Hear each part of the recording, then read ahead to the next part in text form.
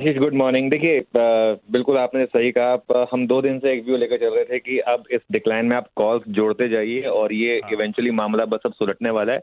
Market आपको चीख-चीख के कह रहा था पिछले 3-4 दिन से, वो गिरने को तैयार नहीं था। निफ्टी ने कल भी देखिए ब्यूटीफुली वो जो हमने ज़ोन निफ्टी और बैंक निफ्टी के, आपको याद होगा जो हमने ज़ोन डिस्कस किए थे, वहीं से घूमा।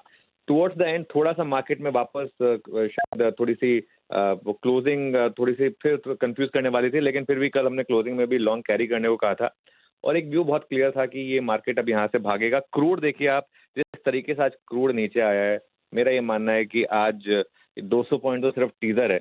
और 200 पॉइंट का मतलब है हम सीधा खुलेंगे, आप मान के चलिए कि जो हमारा रीसेंट हाई रहा है 25,222, उसके बहुत करीब।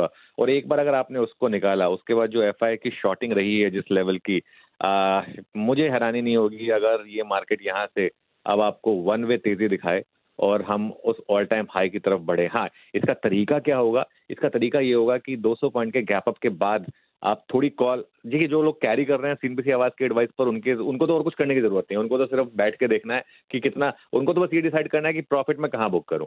जिन्होंने मिस किया है और बहुत लोगों ने मिस किया होगा, उसमें कोई गलती नहीं है। जिन्होंने मिस किया है उनके लिए अप्रोच ये होगी कि देखिए 200 पॉइंट के गैप अप पर हिम्मत करके 10% लीजिए।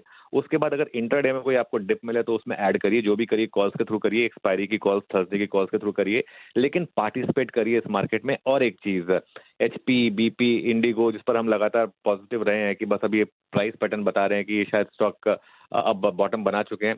यहाँ अगर आपको बहुत बड़ा गैप अप ना मिले, बहुत बड़ा गैप अप ना मिले, 2-3% के गैप अप अगर मिल जाए या उससे मतलब चलो 3-4% भी मिल जाए, अगर उसमें बाय करने की कोशिश करें, क्योंकि मुझे लग रहा है कि इन स्टॉक्स में बड़ी तेजी आएगी। आई थिंक पीएसयू बैंकों में, क्योंकि वो क्रूड से काफी कोरिलेटेड हैं, उनमें मुझे लग रहा है कि थोड़ी सी बाइंग आ सकती है। आज मुझे लग रहा है थोड़ी सी डिफेंस स्टॉक्स में खुलने के बाद हायर लेवल पे प्रॉफिट बुकिंग करें, जहां पर हम पॉजिटिव रहे हैं। मेरे ख्याल से खुलेंगे वो भी गैप अप में, लेकिन उनमें आज आप प्रॉफिट बुकिंग करें और उस पैसे को आप यूज करें उन स्टॉक्स में जो अब तक इस क्राइसिस की वजह से गिर रहे थे, चाहे वो ऑयल मार्केटिंग कंपनीज थी, चाहे वो आपके ये पीएसयू बैंकिंग स्टॉक्स थे, चाहे ओवरऑल बैंकिंग स्टॉक्स थे।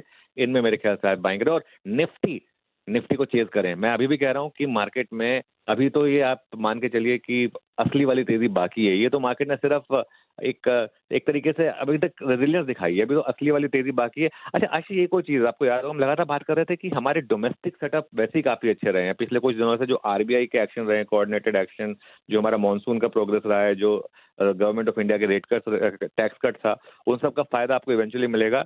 मेरे ख्याल से अब हम बहुत दूर नहीं है, मुझे हैरानी नहीं होगी अगर इस क्वार्टर में हम ऑल टाइम हाई हिट कर दें। ये